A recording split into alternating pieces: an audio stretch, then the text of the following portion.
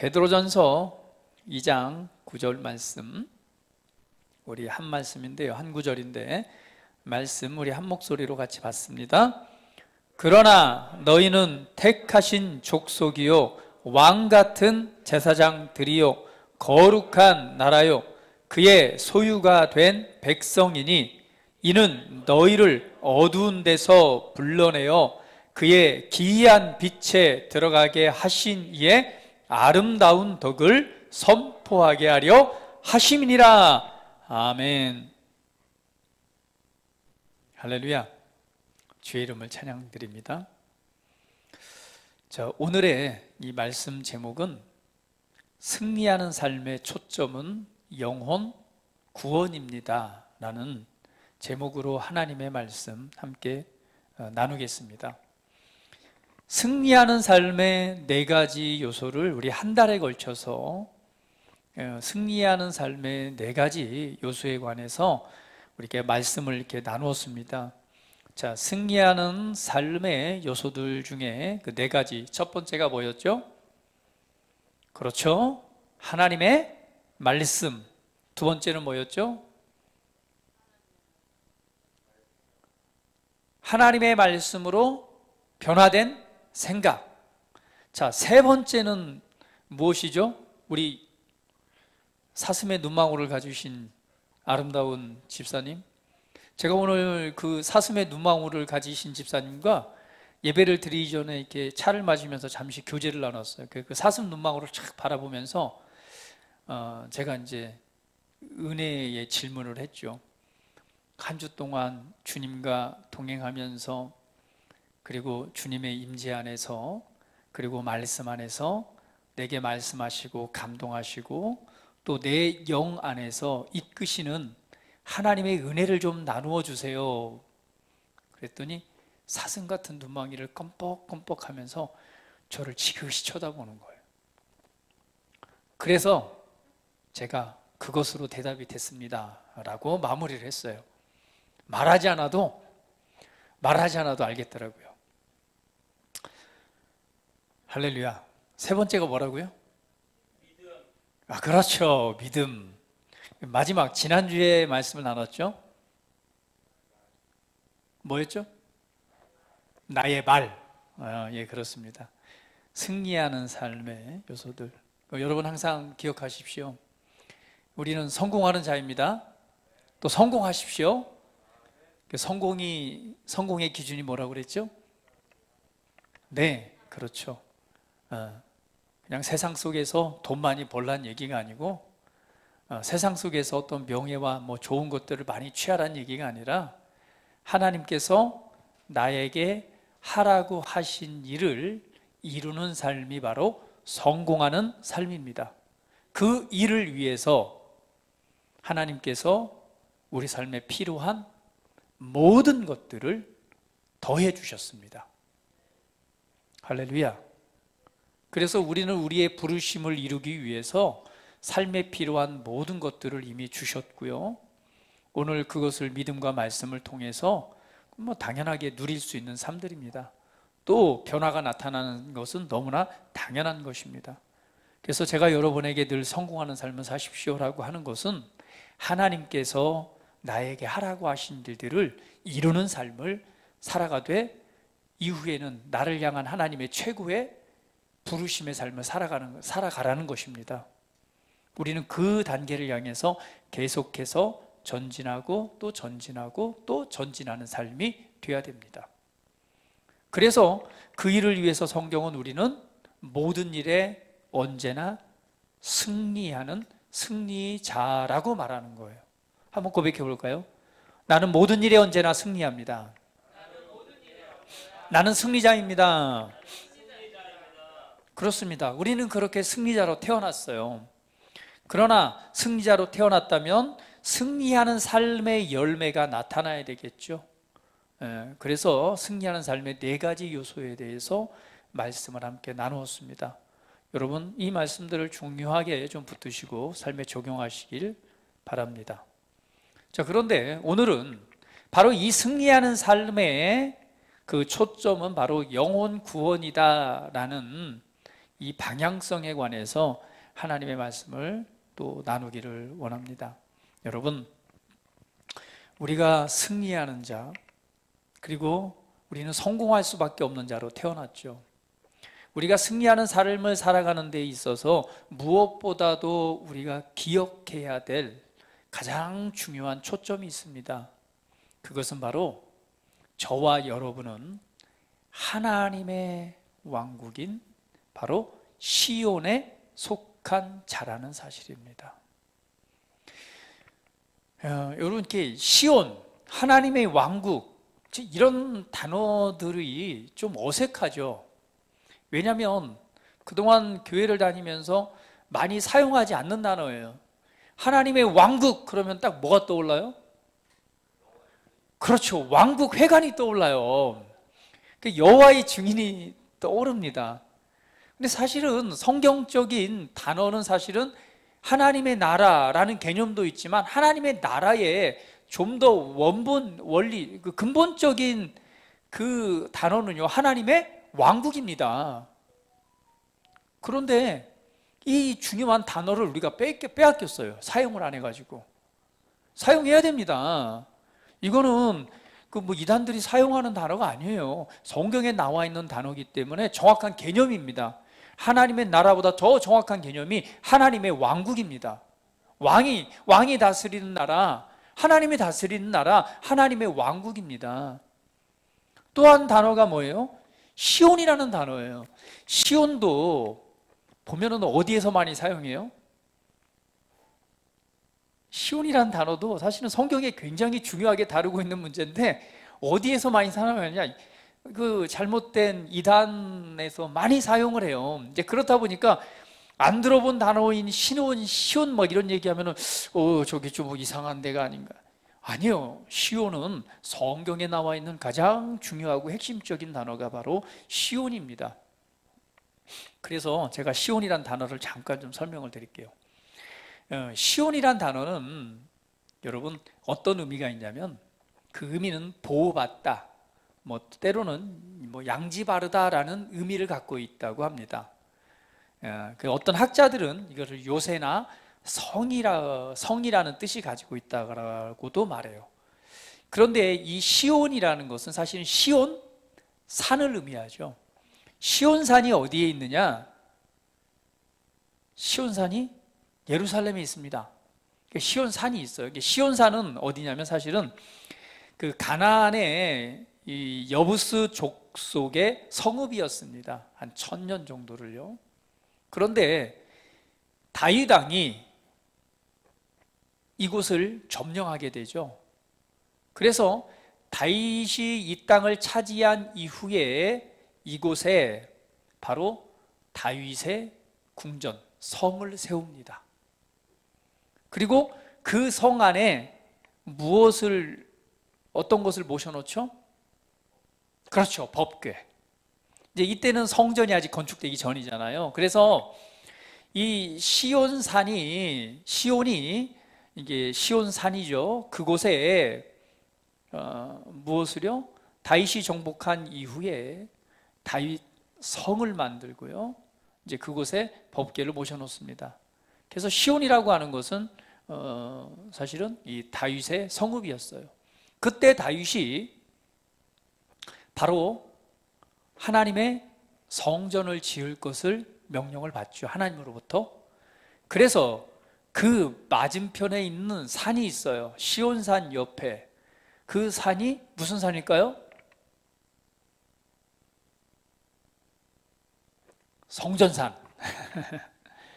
우리 성전산이라고 말하죠. 근데 이 성전이 들어선 산의 이름이 뭐죠? 맞추시는 분께 제가 선물을 드릴 수가 없네요.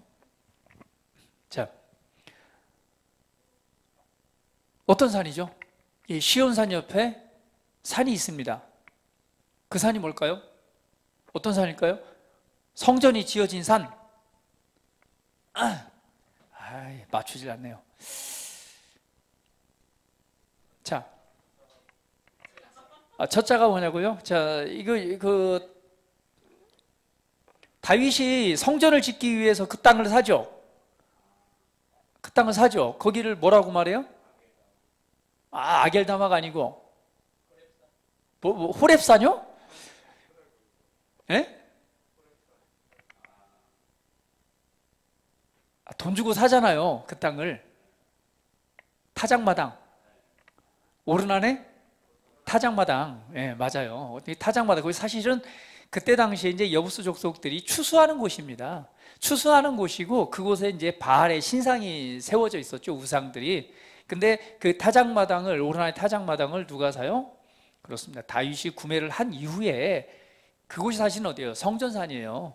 그곳을 구매한 이후에 거기에 이제 예루살렘 성전을 짓게 되죠. 솔로몬 왕에 의해서. 그러면 오르나네 타작마당 거기가 무슨 산이죠? 이 말을 말씀드려요. 무슨 산? 어떤 산? 아브람. 힌트. 아브람. 갈멜산이요? 갈멜산은 자, 아브라함, 이삭. 힌트. 진짜 어렵게 맞추네. 모리아산. 그곳이 어디예요? 아브라함이 이삭을 제물로 하나님께 드리기 위해서 간 산이죠. 그래서 브엘세바에서 3일 길을 걸어갑니다. 그 명령을 받고. 누구에게? 이삭에게 장작, 짐을 지게 하고 3일 길을 걸어가서 드디어 모리아산에 올라가서 제단을 쌓습니다. 제단을 쌓고 이삭이 묻죠. 아니, 이 제단은 나무는 준비되어 있는데 제물은 준비되어 있지 않네요. 하나님께서 준비하셨어.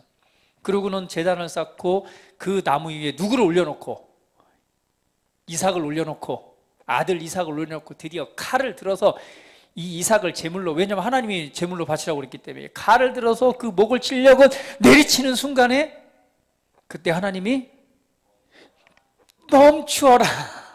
아브라함 멈춰라. 사. 네가 나를 경외한 줄 내가 알겠다. 야, 하지마. 그리고는 누구? 예비되어진 제물이 있었죠. 그렇죠. 옆에 있는. 그래서 그 하나님께 제사를 드렸던 그 장소가 바로 이 모리아산입니다. 거기가 오르나네 타작마당이고 후에 바로 성전이 건축되어진 자리죠. 근데 그 아브라함의 아들 아브라함이 이삭을 제물로 바친 그 이삭, 사실은 그 이삭이 상징하는 곳이 바로 우리를 위해서 고난을 받으시고 십자가 위에서 죽으신 바로 예수님을 상징하는 것이죠. 그래서 그렇게 제사를 드려졌던 곳, 그것이 모리아산이고, 그 모리아산이 바로 성전산, 바로 시온산 옆에 있습니다. 그래서 다윗이 그 오르나네 타작을 매입한 이후에 거기에 이제 솔로몬에 의해서 성전이 지어지고, 그리고 법궤가 그 성전으로 가게 되죠. 그래서 그 다윗성이 바로 예루살렘, 그러니까 시온산이 예루살렘으로 불리게 되고요. 성전을 그 영역이 점점 넓어지는 거죠. 사실은 다윗성 그곳이 우르살렘이라고, 이제 평화의 땅이라는 의미가 있어요. 그래서 거기가 이제는 점점 영역이 넓어져서 성전을 포함하고 더 넓은 의미까지 예루살렘이라고 지칭되는 것입니다. 그래서 그 예루살렘이 곧 어디예요? 시온.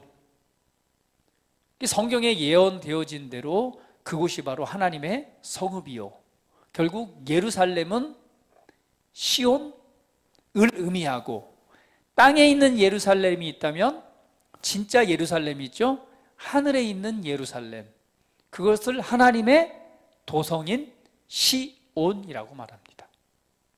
그래서 시온은요 굉장히 중요한 의미를 담고 있는 거죠. 그래서 하나님의 도성을 의미해요. 그래서 히브리서 12장 22절에 그걸 정확하게 설명하고 있잖아요. 같이 한번 읽어볼까요? 히브리서 12장 22절 시작. 그러나 너희가 이른 곳은 시온산과 살아계신 하나님의 도성인 하늘의 예루살렘과, 너희가 이른 곳, 그러니까 저와 여러분이 그리스도 안에서, 그리스도를 통해서 이른 곳이 바로 어디라고요? 시온산. 그곳은 어디라고요? 살아계신 하나님의 도성인 예루살렘. 그러니까 이 땅에도 예루살렘이 있어요. 그래서 갈라디아에서 바울은 이 땅에 있는 예루살렘과 하늘에 있는 예루살렘을 두 가지를 동시에 말을 하죠. 그래서 이삭과 약속의 자녀와 그리고 이삭과 함께 누구죠? 이름이 생각이 안 나요. 빨리 이삭. 하갈의 아들 이스마엘. 그렇죠. 이삭과 이스마엘을 비유를 들어서 이스마엘은 땅에 속한 아들이고 이삭은 하늘의 예루살렘, 하늘의 어머니로부터 태어난 약속의 자녀다. 그러면서 저와 여러분은 누구다? 맞아요. 하늘로부터 태어난 약속의 자녀라고 말씀하고 있는 것입니다. 그것이 어디예요? 갈라디아에서 나와 있는 내용이죠. 그래서 저와 여러분은 예수 그리스도를 믿음으로 우리는 거듭났습니다. 이 거듭남이라고 하는 것은 새롭게 태어나는 거죠. 하나님의 말씀으로 성령으로 하늘로부터 태어난 자예요. 태어남으로 말미암아 우리가 이른 곳이 있다면 그곳이 곧 시온산 하늘의 예루살렘입니다. 그래서 저와 여러분은 어디에 속했어요? 하늘에 속한 자예요. 바울은 이걸 좀 더 쉽게 표현해서 너희는 하늘의 천국의 시민권을 가진 자라고 말하는 거예요. 따르면 나는 천국의 시민권자입니다. 왜 시민권자예요? 거기서 태어났으니까. 우리는 분명히 저와 여러분은 서울과 경기도 시민권을 가지고 있잖아요. 우리 육신적으로는 그렇습니다. 그러나 저와 여러분은 그리스도를 믿는 순간 하늘로부터 새롭게 태어났어요. 그때 우리가 가진 시민권이 바로 천국의 시민권입니다. 그런데 이 천국, 하나님의 왕국을 뭐라고 말하느냐? 바로 시온, 하늘의 예루살렘, 하나님의 도성이라고 말합니다. 그래서 오늘 저와 여러분은 시온의 백성입니다. 시온에 속한 자입니다. 그래서 이거는 이단적인 의미가 아니라 성경에서 너무도 중요하게 다루고 있는 문제이기 때문에 우리가 이 단어를 많이 사용해야 돼요. 할렐루야. 우리는 시온에 속한 자입니다. 우리는 하나님의 도성인 예루살렘에 속한 자입니다. 하나님의 왕국과 하나님의 나라에 속한 자입니다. 그곳으로부터 태어난 자이죠. 그래서 우리는 먼저 기억해야 돼요. 승리하는 삶이 우리의 당연한 삶이 되는 것은 바로 먼저 우리가 하나님의 왕국인 시온에 속한 자라는 것을 기억해야 됩니다. 할렐루야. 그래서 저와 여러분은 이 거듭남으로 말미암아 하나님의 새로운 생명을 갖게 됐습니다. 이제 우리는 이 땅에 살아있는 이 생명뿐만 아니라 이 생명을 넘어서는 하나님의 생명으로 새롭게 태어난 자들이에요. 이 하나님의 생명으로 인해서 그것은 어디로부터 받은 거예요? 하나님으로부터, 하나님의 나라로부터 바로 시온의 삶을 살아가는 가장 중요한 요소 중에 하나가 바로 이 하나님의 생명입니다. 다시 한번 우리 고백해봐요. 하나님의 생명이 내 안에 풍성히 역사하고 있습니다. 새 생명 안에서 살아가는 삶이 바로 그리스도인의 삶입니다. 우리는 이 세상에 지금 살아가고 있지만 정말 진짜 내가 속한 나라는 하늘에 있는 예루살렘이요 하나님의 나라에 속한 자란 걸 기억해야 됩니다. 바로 그때 이 받은 것이 하나님의 생명이라는 거예요. 그 생명은 사람들에게 빛이라고 그랬습니다. 그래서 저와 여러분 속에는 하나님의 생명이 빛나고 있습니다. 한번 옆 사람 보세요. 보이십니까? 생명의 빛이? 보이세요? 그래서 예수님이 말씀하신 나는 세상의 빛이다. 그러면서 또 우리들에게 너희는 세상의 빛이다라고 말씀하는 거예요. 여러분이 빛이 될 수밖에 없는 것은 여러분 안에 하나님의 생명이 빛나고 있기 때문에 그렇습니다. 하나님의 생명을 가졌다는 얘기는 하나님의 속성, 하나님의 본성, 하나님의 속성 안에 동참한 자가 됐다는 거예요. 오늘 여러분, 저와 여러분은 보통 사람이 아닙니다. 다시 한번 옆 사람 보시면서, 나는 보통 사람이 아니에요. 나 무시하지 마세요.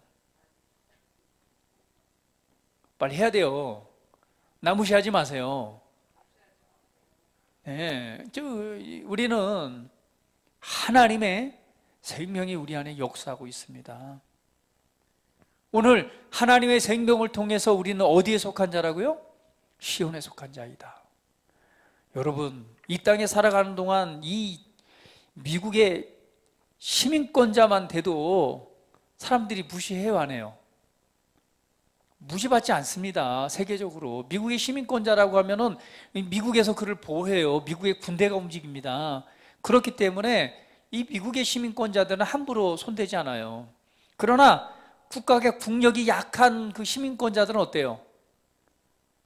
이리 치이고 저리 치이고 그냥 총 맞아 죽을 수도 있어요. 우리는, 저와 여러분이 속한 나라는 어디예요? 맞아요. 시온, 하나님의 나라에 속한 자입니다. 그러한 자에게는 시민권자로서 가지고 있는 권세와 능력이 있는 거예요. 그리고 은혜의 혜택이 있는 것입니다. 그에게 주어진 하나님의 신령한 복이 있는 겁니다. 그래서 저와 여러분은 복된 자예요. 이미 복을 받은 자입니다. 그 나라에 태어남으로 말미암아 이미 하나님의 형통함과 하나님의 복이 임해 있는 사람들입니다. 이미 권세를 가진 자죠. 그렇기 때문에 우리는 그 은혜와 그 권세 안에서 승리자로 나타날 수밖에 없습니다. 그래서 내가 어느 나라에 속해 있는가, 진짜 내가 태어난 나라, 내가 속한 나라, 오늘 그 나라를 기억하십시오. 그리고 이 땅에서 보내심을 받아서 살아갈 때에 세상과는 다른 법칙으로 살아가야 됩니다. 이것이 바로 우리가 그리스도인이 살아가는 법칙이 되어야 돼요.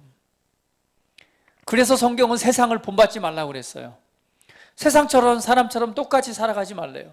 세상 사람들이, 세상에 있는 그리스도를 알지 못하는 이들이 사고하고 생각하고 경험하고 그렇게 살아가는 생활 방식을 따라 살아가지 말래요. 우리에는 우리가 살아가야 될 새로운 생활 방식, 다른 법칙들이 있습니다. 하나님의 나라의 원리고 하나님의 나라의 법칙이죠. 오늘 이것을 이 4주에 걸쳐서 말씀을 나눴습니다. 그것은 세상의 원리가 하나님의 말씀의 양식과 말씀의 원리를 따라 살아가는 것이고, 오늘 그 말씀을 통해서 무엇이 변화되어야 돼요? 우리의 생각, 우리의 사고방식이 변화되어야 되고요. 그럴 때에 우리는 변화된 삶에 대한 소망을 갖게 되고, 그 소망으로 끝나는 것이 아니라 바로 그 말씀에 대한 믿음을 가질 때에 비로소 소망이 실제가 되어지죠. 그 우리 안에 있는 그러한 믿음과 생명을 풀어놓는 것이 바로 우리의 권세 있는 말이라고 그랬습니다. 그것을 통해서 이 세상에서 우리는 전혀 다른 법칙을 통해서 이 땅에 하나님의 나라가 실현되어지는, 그리고 하나님의 말씀과 능력을 통해서 변화와 승리의 열매를 맺는 그러한 삶을 살아가게 되는 것입니다. 할렐루야. 그래서 저와 여러분이 속한 나라가 어디인가 여러분 기억해야 됩니다. 세상에서 우리가 살아갈 때 이 다른 이 하나님의 나라의 법칙을 통해서 살아가는 것, 이것이 어려운 것인가요? 절대 하나님은 우리에게 어려운 걸 시키지 않으셨습니다. 복음은 어려운 것이 아니에요. 복음은 누구나 이해하고 알 수 있고 그 복음을 적용할 수 있도록 하나님께서 우리에게 은혜로 주셨습니다. 똑똑한 사람, 지혜 있는 사람이나 어리석은 사람이나 누구에게든 이 복음은 쉽게 이해하고 적용할 수 있도록 하나님께서 우리에게 주신 기쁨의 소식입니다. 할렐루야. 그래서 어떻게 이 세상에 살아가느냐? 이 복음에 속한 내용들을 여러분 의식적으로 듣고 그리고 먹여야 됩니다. 할렐루야. 복음은 무엇인가요? 기쁨의 소식입니다. 그것은 예수님께서 십자가의 속량과 부활을 통해서 이루신 일들입니다. 오늘 그 이루어진 일들을 통해서 저와 여러분이 거듭났죠. 그 열매를 통해서 저와 여러분이 하나님의 아들이 되었죠. 그 은혜를 통해서 저와 여러분이 사망에서 생명으로 옮겨졌죠. 그 은혜를 통해서 죄인의 자리에서 의인의 자리로 옮겨졌죠. 그 은혜를 통해서 병든 자의 자리에서 신성한 건강, 치유와 신성한 건강의 자리로 옮겨졌죠. 가난의 자리에서 부유함의 자리로 옮겨졌죠. 저주의 자리에서 형통과 복의 자리로 옮겨졌죠. 종의 자리에서 하나님의 아들의 자리로 옮겨졌습니다. 기쁜 소식 아닌가요? 복음이란 예수님의 십자가와 속량과 부활을 통해서 이루신 실제들입니다. 그것을 이루어 놓으신, 그리고 우리에게 값없이 주신 은혜의 소식들인 거예요. 이 복음을 의식적으로 뭐 해야 돼요? 듣고 여러분 안에 먹여야 됩니다. 듣고 먹고 변화된 생각과 믿음과 풀어놓는 일이 나타난다면 오늘 이 복음의 실제들은 여러분 삶에 변화를 일으킬 것입니다. 질병이 사로잡고 있다면 자유케 될 것입니다. 치유와 신성한 건강의 자리에 서게 될 것입니다. 어떤 사람은 나는 종합병원이라고. 나는 원래 약하게 태어났어요. 그래서 병치레가 심했어요. 그래서 지금도 어느 곳 하나 정상적인 곳이 없어요. 그렇기 때문에 여기도 아프고 저기도 아프고 계속 아파요. 이러한 생각과 이러한 경험 속에 살아가는 사람이 있다고 봅시다. 그 사람의 믿음은 항상 그럴 거예요. 무슨 상황을 만나고 어떤 걸 보게 되면 나는 원래 약하게 태어났어요. 약하게 태어나서 몸이 너무 약해요. 그리고 저는 아플 수밖에 없어요. 그것이 그 사람의 믿음인 거예요. 그런데 복음의 기쁜 소식은 무엇이냐? 너의 그 아픈 질병을 예수님께서 가져가시고 그 아픔을 대신하여 예수님이 고난과 채찍에 맞음과 죽으심을 당하심으로 오늘 그 값을 지불했어. 그리고 나에게 치유와 신성한 건강이라고 하는 새로운 선물을 주셨다는 사실이죠. 오늘 그것을 내가 먹는 겁니다. 듣고 먹고 보다 보니 드디어 생각이 바뀌는 겁니다. 그렇구나. 나에게도 진짜 건강한 삶, 종합병원의 삶이 아니라 진짜 건강한 삶을 살아갈 수 있겠네. 생각이 바뀌어지는 겁니다. 그리고 그 말씀을 먹고 믿고 선포하기 시작하는 것이죠. 연약함을 거절하기 시작하는 것이죠. 신성한 건강과 치유는 나의 것입니다. 부모님으로부터 간이 약하도록 물려받았어. 장이 우리 가족 중엔 다 위장병으로 죽었어. 폐병으로 죽었어. 다 고생했어. 유전적으로 그래. 오늘 이런 사고방식에서 이런 유전적으로 가지고 있을 수 있지만 이것을 예수님께서 대신 값을 지불했다면 이제는 나는 거기에서 자유한 자라는 사실을 알게 되는 거죠. 진짜 나는 육신적으로가 아니라 하나님으로부터 새롭게 태어난 새로운 피조물이란 걸 인식하고 이 복음의 말씀을 먹이다 보니 거기에 대한 걱정과 근심과 염려와 두려움에서 자유케 되는 것입니다. 그리고 믿음으로 하나님의 생명을 풀어놓기 시작할 때 변화가 나타나기 시작합니다.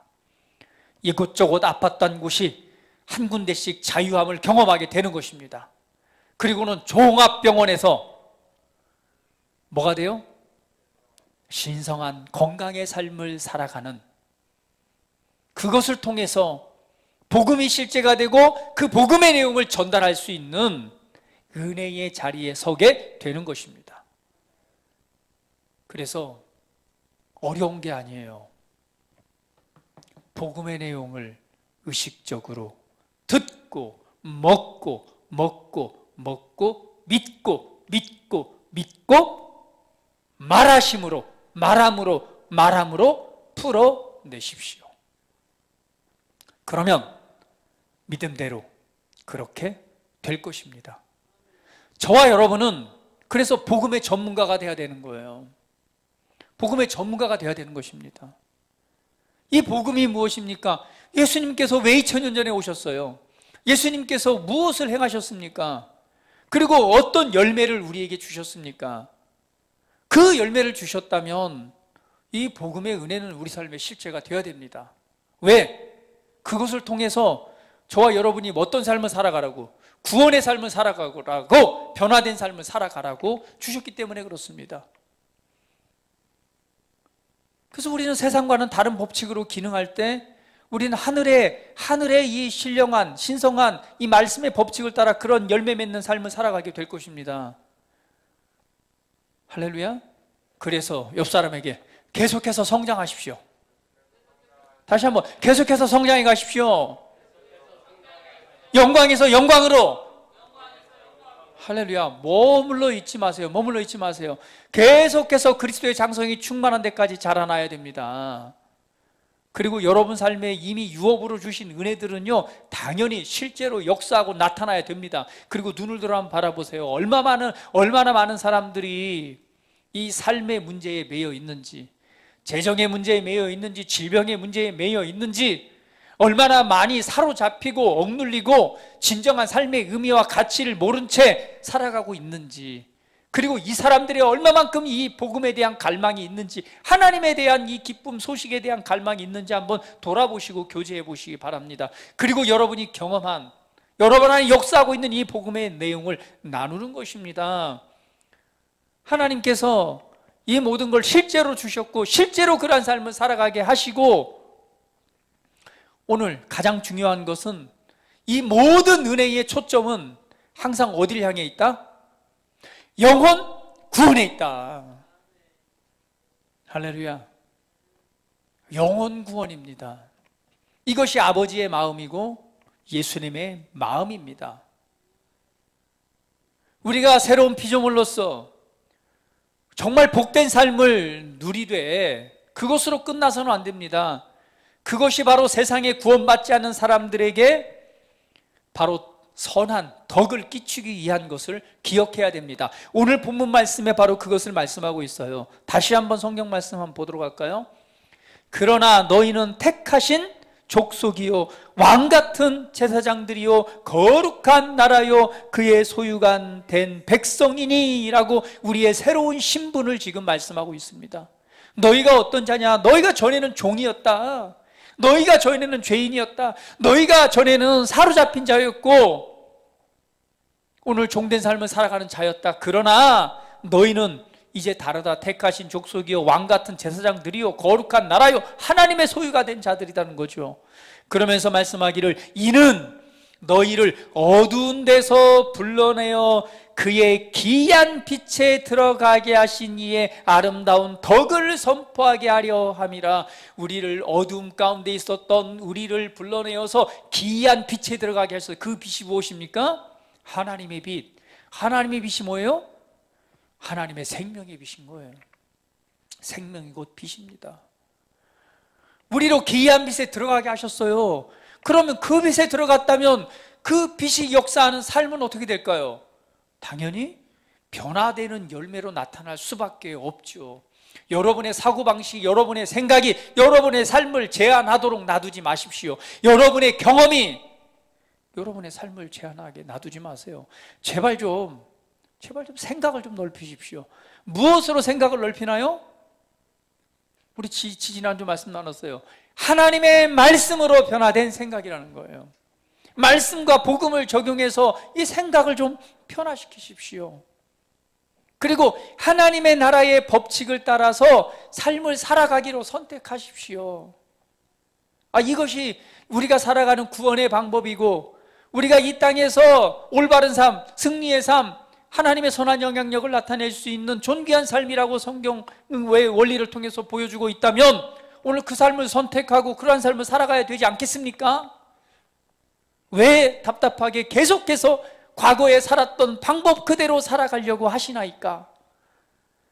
새 법과 새로운 새 사람으로서 살아갈 새로운 법칙과 승리의 법을 주셨다면 우리는 그 법에 주목해야죠. 안 된다고 뒤로 물러설 게 아니라 그렇게 살아간 사람, 그렇게 되어진 사람, 그런 열매로서 그러한 부르심에 합당한 삶을 살아가는 사람을 보고 우리는 계속해서 믿음의 전진을 통해서 성장해 가야 되겠죠. 그것이 지혜로운 사람 아닙니까?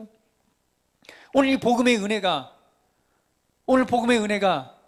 저와 여러분에게 임했습니다. 그리고 역사하고 있습니다. 할렐루야. 오늘 그러한 기이한 빛에 들어가 계신 이에 그분의 무엇을 아름다운 덕을 뭐하기 위해서? 선포하게 하기 위해서. 그래서 오늘 우리가 이 승리하는 삶, 성공하는 삶, 하나님의 말씀이 역사하는 모든 이 기이한 빛에서 능력으로 살아가는 모든 삶을 주신 그 삶을 살아가는 건 너무 당연한 거지만 그러한 삶의 가장 이 초점 뭐라고요? 바로 영혼 구원입니다. 영혼 구원입니다. 그래서 하나님의 이 마음, 우리를 구원하신 예수님의 마음은 무엇에 있습니까? 영혼 구원에 있습니다. 우리를 그 안에 들어가게 하신 것은 행하신 그분의 위대하심과 그 은혜를 증언하라고, 그것을 통해서 그 영혼을 뭐 하라고요? 구원하라고. 예수님이 마지막 부활하시고 승천하시면서 마지막 우리에게 주신 유언이 있잖아요. 유언이라기보다는 우리에게 주신 마지막 메시지가 있잖아요. 그게 무엇입니까? 한번 성경 찾아볼게요. 마태복음 28장 19절 20절 말씀 같이 한번 읽어봅니다. 자, 시작. 그러므로 너희는 가서 모든 민족을 제자로 삼아 아버지와 아들과 성령의 이름으로 세례를 주고 내가 너희에게 분부한 모든 것을 가르쳐 지키게 하라. 볼지어다 내가 세상 끝날까지 너희와 항상 함께 있으리라 하시니라. 너희는 가서 모든 민족을 제자로 삼아 아버지와 아들과 성령의 이름으로 세례를 주고, 세례 줍시다.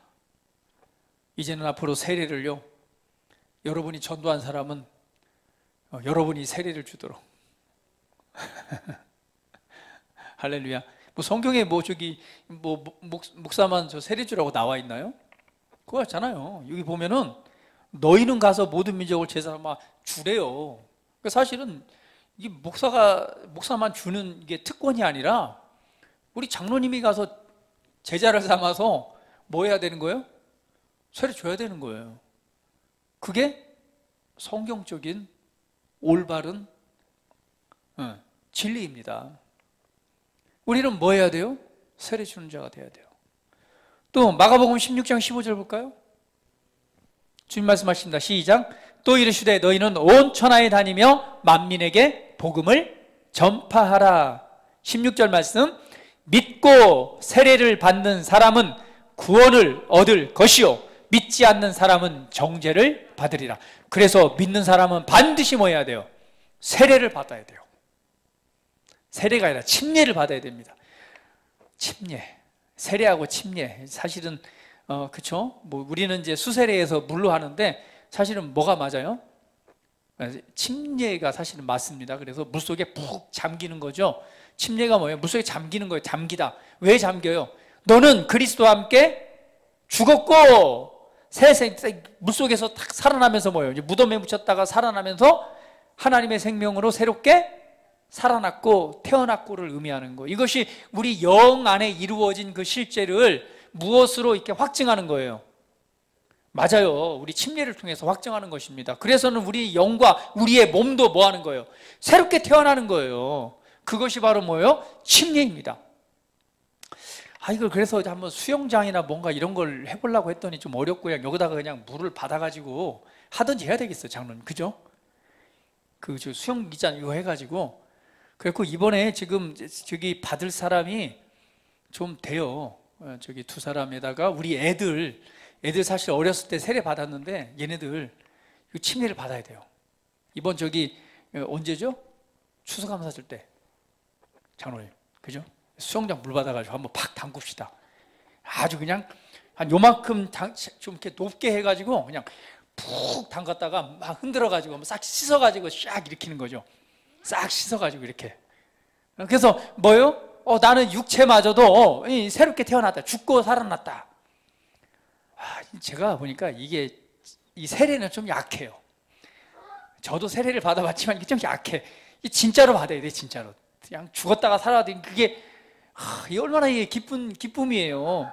이 하나님의 아들들이 구원받은 자들로 태어나는 거예요. 믿고 세례를 받는 자는 구원을 얻을 것이요. 그냥 믿는 자는요, 마음으로 의에 이르고 입으로 시인하여 구원에 이르느니라. 근데 그것에 대한 확증이 바로 뭐예요?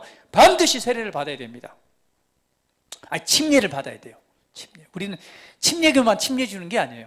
원래 성경 원어가 침례가 맞습니다. 세례가 아니라. 그러니까 상관없어요. 장로교나 침례를 해야 돼요. 푹 담갔다가. 그래서 세례 받은 사람도 다 들어갔다 나와야 돼, 한 번씩. 사슴 눈망울도 한번 들어갔다 나와야 돼. 요즘 보니까 한번 들어갔다 나와야 될 것 같아요. 이 사슴 눈망울이 눈빛이 흐려지려고 그래서 한번 새롭게 태어나야 돼. 그냥 팍 들어갔다가 아주 단체로 들어갔다 나와요. 단체로 받은 사건이 있잖아요. 언제요? 단체로 침례받은 사건이 있어요. 언제죠? 아니요, 단체로 침례받은 사건이 있어요. 감동이 오지 않으세요? 언제죠? 지팡이.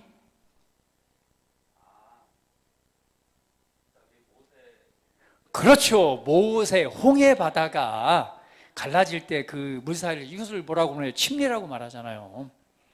이스라엘 백성들이 그 홍해를 건널 때 이 침례의 의식을 통해서 구원의 그 확증을 줬던 것이 바로 그것입니다. 그래서 단체로도 봤잖아요. 우리 한번 단체로 들어갔다 나오든지 하여튼 그냥.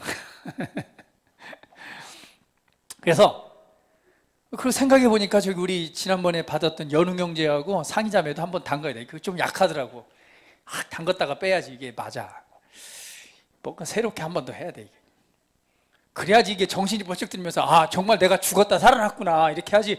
이 물을 3번 얹어가지고는 별로 효과가 없어요. 조금 찔찔 흐르는 거 가지고는. 근데 감흥이 없어, 감흥이. 그런 것 같아요, 제가 보니까. 나부터 들어갔다 나오든지. 자, 그렇습니다. 그래서 믿고 세례를 사람은 구원 얻을 것이요 믿지 않는 사람은 정죄를 받으리라. 또 이 말 했다고 또 그날은 다들 또 안 오고 막 담겨질까 봐 다 온라인 예배를 영상 예배한다고 안 오시면 안 되는데. 자, 여튼 그렇습니다. 그래서 그러한 자들에게 우리 17절 말씀 한번 볼까요? 17절. 자, 시작. 믿는 자들에게는 이런 표적이 따르니 곧 그들이 내 이름으로 귀신을 쫓아내며 새 방언을 말하며 18절. 뱀을 집어 올리며 무슨 독을 마실지라도 해를 받지 아니하며 병든 사람에게 손을 얹은즉 나으리라 하시더라. 어떤 자에게? 믿는 자에게. 따라해봅니다. 나는 믿는 자입니다. 다시 한번, 나는 믿는 자입니다. 침례를 받고 믿는 자가 되었다면 어떤 은혜가 있느냐? 이런 표적이 따른대요. 귀신을 쫓아내고 방언을 말하고 뱀을 집어 올리고 무슨 독을 마실지라도 해를 받지 아니하며 병든 사람에게 손을 얹은즉 나으리라. 자, 병든 사람에게 손 얹어본 사람, 보는 사람마다 뭐 해야 돼요? 말씀, 나는 믿는 자야 하고 내 안에 성령님이 계시잖아요. 나를 통해서 누가 일하세요? 내 안에 계신 성령님이 일하시는 거예요. 내가 믿는 순간 내 안에 하나님이 계신 거예요. 내가 손을 얹는 건 내가 내 능력이 아니라 내 안에 계신 그분의 능력이 뭘 통해서, 내 손이라는 접촉점을 통해서 그 사람을 뭐 하는 거예요? 치유한다라고 말하고 있습니다. 오늘 우리 것을 믿고 믿음으로 행합시다. 무엇이? 영혼을 구원하기 위해서. 사도행전 1장 8절에 또 이렇게 말씀합니다. 같이 읽어볼게요. 자, 시작. 오직 성령이 너희에게 임하시면 너희가 권능을 받고 예루살렘과 온 유대와 사마리아와 땅끝까지 이르러 내 증인이 되리라. 네. 사도행전 5장 42절은 이렇게 말씀합니다. 마지막 말씀이에요. 자, 시작. 그들이 날마다 성전에 있든지 집에 있든지 예수는 그리스도라고 가르치기와 전도하기를 그치지 아니하니라. 날마다 성전에 있든지 집에 있든지 예수는 그리스도라고 가르치는 것과 전도하기를 그치지 아니하니라. 복음을 말하고 전하는 것을 그치지 아니하였습니다. 여러분, 저와 여러분은 오늘 우리 부르심을 받은 자들에게 이 모든 은혜의 그 방향성은 영혼 구원입니다. 복음을 얼만큼 말하고 나누고 있습니까? 여러분 주변의 사람들에게 얼만큼 복음을 말하고 있어요? 많이 위축됐어요. 뭐 때문에? 코로나 때문에. 교회가 그냥 그 뭐 지탄의 대상이 된다고 여러분마저 위축되면 안 됩니다. 우리 금요일날 그래서 그런 말씀 잠깐 나누었었죠. 우리는 그리스도의 영광에 참여하는 자라면 그와 함께 뭐도 받아야 된다? 고난도 받아야 될 것이다. 그 고난은 어떤 고난입니까? 복음을 말하고 복음을 전함으로 받는 고난이에요. 그것이 그리스도의 흔적입니다. 그래서 그런 말 했잖아요. 그리스도의 흔적을 좀 남기자. 여러분, 복음을 전함으로 욕을 좀 먹어봤습니까? 전함으로 이 쫓겨남을 당해보셨어요? 복음을 전함으로 매를 맞거나 따기를 맞아봤습니까? 오늘 그걸 맞아야 되는 거예요. 복음을 전함으로 회사에서 쫓겨나도 괜찮아요. 흔적입니다. 담대하게. 그래서 제가 나도 봤더니 별로 흔적이 없더라고요. 너무 깨끗해. 그래가지고 결단했다니까요. 갖고 따기를 좀 맞자. 요즘처럼 따기 때리는 사람 없겠지만은 하여튼 이 복음의 흔적을 좀, 욕을 좀 먹자. 뭐 하느라고? 예수님 전하느라고. 그래서 제가 마스크 2,500장을 이 전도하려고 주문해놨어요. 딱 넣어가지고 딱 그냥 2장씩 넣으면은 자그마치 1,200명한테 딱 전달할 수 있어요. 할렐루야. 갑자기 눈빛에 두려움이 임하면 안 돼요. 여러분, 이게 지금 주님께서 말씀하셨어요. 너희를 욕하고 핍박하는 곳에서 기뻐하라. 하늘의 상이 큽니다. 이 땅에 살면서 하늘의 상을 쌓는 사람이 돼야죠. 그래서 아주 그냥 저는 저기 고난의 자리로 가기로 했습니다. 결단했어요. 이제 그냥 지금 수요일 날 이제 가지고 올 거예요. 그러면 그냥 그거 딱 포장해가지고 그냥 욕을 좀 바가지로 그런데 또 그 욕을 먹기도 하겠지만 중요한 건 복음이 필요한 사람을 뭐 하게 된다? 만나게 될 것이라는 거. 복음의 은혜를 나누는 것입니다. 복음이 필요한 사람들이 있습니다. 저는 요즘에 우리 복음도 여러 곳에 나누지만 특별히 이제 우리 옆 교회에 계신 목사님한테 계속 복음을 나눠주고 있어요. 그러니까 목사님이 아주 막 그냥 먹을 걸 가끔 막 사가지고 와요. 뭐 음료수도 사가고 오고 뭐 과자도 갑자기 보자고 하면서 찾아가요. 왜냐면 그렇게 그 시간에 뭐 하니까 복음의 은혜를 듣고 싶으니까 따로 이제 만나는 시간이 있지만 그 외에도 수시로 이렇게. 어제 여러분 타구 치고 갔을 때도 다시 또 그 과자 한 봉지를 들고 오셨어요. 그리고 잠시 또 복음의 은혜를 막 듣고 나누고 그 다음에 다시 돌아가시고. 복음이 필요하니까요. 이 복음이 필요하니까. 저와 여러분이 경험하고 살아내고 있는 이 복음이 필요하니까. 여러분이 여러분 안에 100%를 다 못했다고, 아니요. 우리도 계속해서 성장해 가는 거지만 정말 그 사람들에게 복음이 필요합니다. 복음을 나누는 자가 되십시오. 복음을 나누는 자가 되십시오. 그 여러분이 알고 있는 그 조그만 복음이 그 사람들의 삶을 변화시킬 것입니다. 그 사람의 영혼을 구원할 것입니다. 예, 우리의 방향성은 영혼 구원입니다. 왜 공부하십니까? 왜 직장 생활 하십니까? 왜 여러분 잘 되십니까? 왜 여러분 삶이 형통해야 됩니까? 왜 성공하는 삶을 살아가야 됩니까? 딱 한 가지예요. 영혼 구원입니다. 할렐루야. 그리스도의 흔적을 남깁시다. 우리 옆 사람에게 그리스도의 흔적을 남깁시다. 바울이 얘기했던 나에게 내 몸에는 그리스도의 흔적이 있다는 것처럼 우리 주님의 흔적을 남기는 삶을 살아갑시다. 마지막 때예요. 주님이 오실 날이 멀지 않았습니다. 우리 다른 흔적 말고 그리스도의 흔적을, 그리스도의 기스를 아주 막 그냥 남깁시다. 할렐루야. 오늘 저기 우리 사슴 눈망울이 빛나기 시작하는 거 보니까 이번 한 주 동안 놀라운 역사가 나타날 것 같아요. 할렐루야. 아마 뺨싸다기 한 두세 대는 맞고 올 것 같아요. 그럼 기뻐해야 돼요. 기분 나쁠 게 아니라 와, 나에게도 그리스도의 흔적이 생겼다. 에이, 미친놈이라고 욕먹었어. 야, 나도 흔적 하나 생겼다. 와, 하늘의 사이 크다. 기뻐하고 감사해야 됩니다. 담대하게 복음을 말하고 복음을 전합시다. 우리의 이 복음을 통해서 구원될 것이고, 그리고 삶의 변화를 갈망하는 이들에게 생명수와 같은 은혜가 될 것입니다. 할렐루야. 먼저 여러분들도 그 은혜를 계속해서 누리시면서 성장해 가시고 나누시기를 예수님의 이름으로 축복합니다. 다시 우리 기도합니다.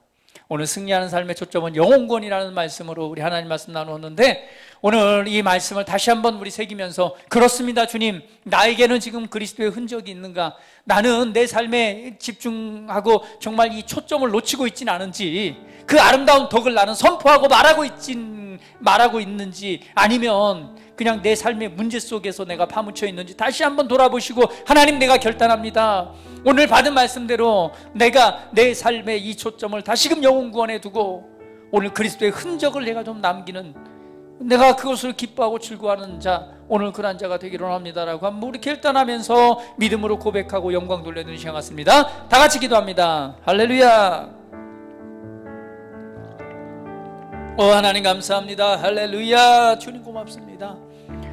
할렐루야. 우리에게 주신 모든 복음의 은혜를 통해서 우리를 세우시고 우리에게 승리하는 삶, 이기는 삶, 그리고 놀라운 삶의 은혜의 삶을 경험하게 하시고 그 복음의 은혜를 누리게 하신 데에는 무엇보다도 나를 통해서 하나님의 놀라운 덕을 선포하고 선언하고 영혼을 구원함임을 이 시간 다시 한번 바라보게 합니다. 오늘 내가 삶을 살아내야 될 그 삶의 방향성과 초점을 놓쳐버렸다면 다시 한번 돌이켜 이 시간 하나님의 말씀을 따라서 이 복음의 은혜에 동참하는 자가 되기를 원합니다. 오늘 그리스도의 영광에 동참하는 자가 되었다면 또한 그의 고난에 함께 참여하는 자가 되어야 된다라고 말씀하셨고, 사도 바울 또한 그리스도의 남은 고난을 내 육체에 채우노라라고 말씀했습니다. 그가 받는 고난은 다른 것이 아니라 복음을 전하기 위해서 받는, 복음을 나누기 위해서 예수 그리스도의 은혜와 그 사랑을 전함으로 받는 고난들이었습니다. 오늘 내 삶에 오늘 이 고난에 동참하고 있는지, 오늘 내 삶에 오늘 이 복음의 흔적들이 오늘 내 삶에 나타나고 있는지 다시 한번 돌이키면서 오늘 주님의 마음을 본받아 오늘 내 모든 삶과 내 인생을 통해 오늘 영혼을 구원하고 복음을 전하고 예수 그리스도는 주와 그리스도가 되셨노라고 부활하신 우리 주 예수 그리스도의 놀라운 은혜와 하나님 아버지의 사랑을 전하고 나눌 때에 하나님, 우리 사랑하는 성도를 통해 이 복음이 필요한 자들이 만나게 될 것이고, 이 복음이 필요한 자들이 반응하게 될 것이고, 구원하게 되는 놀라운 은혜들이 역사하게 될 것입니다. 오늘 내가 멈추고 있다면 담대하게 복음을 말하고 복음을 나누고 복음을 전하는 자리에 나아가는 그러한 우리 모두가 되기를 원합니다. 오늘 믿음으로 결단한 이들에게, 또한 믿음으로 행하는 이들에게 하나님의 놀라운 임재와 은혜의 역사가 나타나게 될 것입니다. 믿는 자들에게 따르는 표적들이 충만하도록 증거가 되고 역사가 될 것입니다. 안에 역사하시는 성령님의 놀라운 기름 부으심과 임재와 역사임이 충만하게 나타나게 될 것입니다. 아버지 감사합니다. 우리로 최고의 인생을 살아가게 하신 주님의 이름을 찬양합니다. 오늘 믿음으로 결단하고 믿음으로 믿음에 이르러 하나님의 영광을 찬송하는 우리 모두가 되겠습니다. 주님 감사합니다. 영광 받으시옵소서. 우리를 구원하신 우리 구주 예수 그리스도의 이름으로 기도드립니다. 아멘.